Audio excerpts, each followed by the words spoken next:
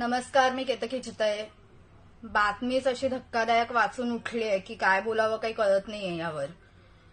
म्हणजे ज्या लोकांनी तुम्हाला मतही दिलं नाही त्याला स्ट्रेंथन करायला, त्याचं बळकटीकरण करण्यासाठी तुम्ही त्यांना 10 कोटी रुपये देताय. तुम्ही बधीर आहात की तुम्ही आम्हाला बधीर करून सोडणार आहात? मी नेहमी म्हणत होते की लोकसभामध्ये तर कोणाला मत द्यायचं हे ठरलेलं आहे, त्यात काही प्रश्नच नव्हता. कारण सेंटर मला माझा प्रधानमंत्री कोण हवाय हे बघून मत दिलेलं होतं. पण विधानसभेत कोणता झेंडा घेऊ हाती हा प्रश्न पडणार आहे हे मी आधी पूर्वीपासून बोलत होते, सुरुवातीपासून हे मी बोलत होते. पण आता तर तुम्ही माझं मत अगदी ठाम करूनच सोडलेलं आहे.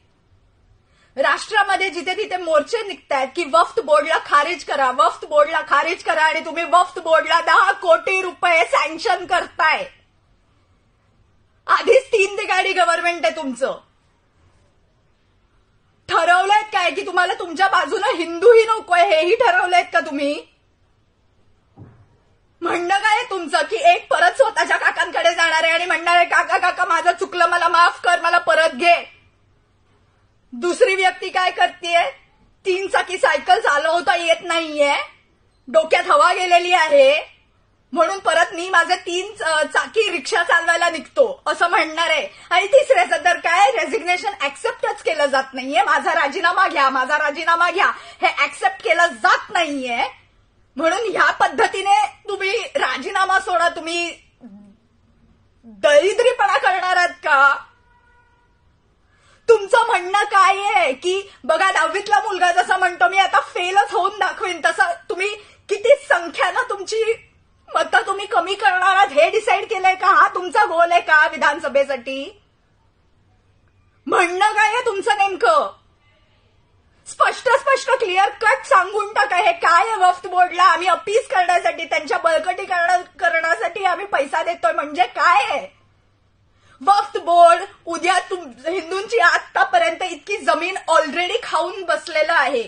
बरं, वक्फ बोर्ड तुमच्या घरी उद्या आला, म्हणाला की हे मी जे बघतायत त्यांना सांगतेय की आपल्याकडे आला वक्फ बोर्ड मधली माणसं आणि म्हणाली की ही जमीन आमची आहे, तुमची नाहीये, तर आपण बोंबा मारत रस्त्यावरती फिरू. कारण वक्फ बोर्डचा डिसिजन हा हायकोर्ट किंवा सुप्रीम कोर्टमध्ये चालत नाही.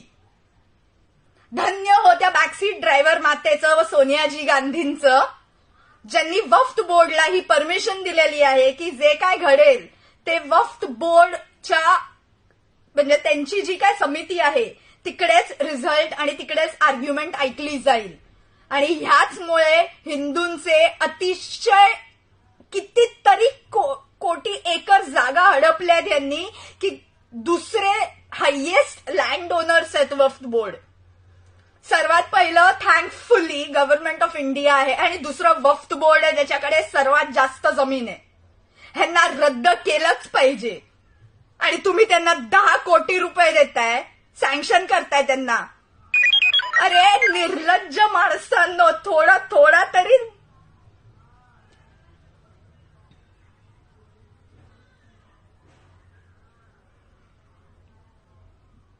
संघाला तोडलत, सनातनींना तोडताय.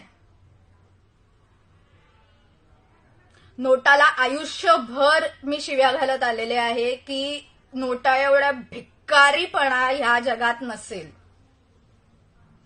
पण थँक्यू 3 तिघाडी सरकार, तुमच्यामुळे विधानसभेत नक्की नोटाचं बटन दाबेन. असंच जर चालत राहिलं ना तर बंगालसारखी परिस्थिती महाराष्ट्रात यायला फार वेळ लागणार नाहीये. तिकडे दीदी बोलावतेच आहे बांगलादेशींना, इकडे तुम्ही रोहिंग्यांना जागा द्याल. ऑलरेडी मानखुर्द अख्खं बांगलादेशी मुसलमानांनी भरलेला आहेच, तुम्ही रोहिंग्यांनाही आणून आमच्या डोक्यावर बसवा. आता सगळीकडे देऊनच टाका ना, मुसलमान राष्ट्र म्हणून डिक्लेअर करूनच टाका ना एकदाच. कशाला तुम्ही का महाराष्ट्र छत्रपती शिवाजी महाराजांचा महाराष्ट्र कशाला बोंबा मारताय? खरं ते बोलून टाका ना. औरंगजेबाचा महाराष्ट्र तुम्हाला करून टाका. कशाला थांबलात? कोणाची वाट बघताय? तुम्हाला छत्रपती संभाजीनगर नकोय ना? तुम्हाला औरंगाबादच हवंय ना? महाराष्ट्राचं नावच बदलून टाका ना. इतकी सोपी गोष्ट आहे. आणि उगाच छत्रपतींचं, फुल्यांचं, आंबेडकरांचं, सावरकरांचं कोणाचंही नाव घेऊ नका, त्यांचा अपमान करू नका त्यांचा महाराष्ट्र म्हणून.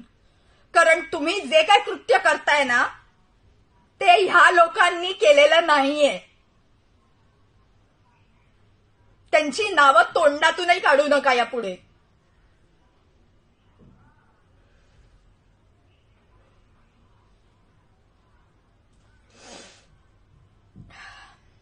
जय हिंद, वंदे मातरम, भारत माता की जय.